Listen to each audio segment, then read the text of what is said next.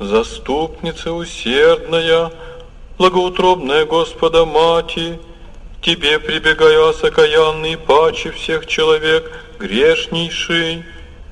Воньми глаз умоления моего, вопль мой и стенание, услыши.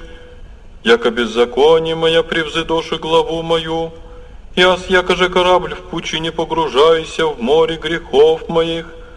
Но Ты всеблагая и милосердная владычице, не презри меня отчаянного и во гресех погибающего, помилуй мя кающегося во злых делях моих, и обрати на путь правый заблудшая каянную душу мою.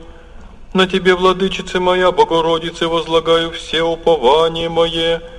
Ты, Мати Божия, сохрани и соблюди мя под кровом Твоим, ныне и присно, и во веки веков.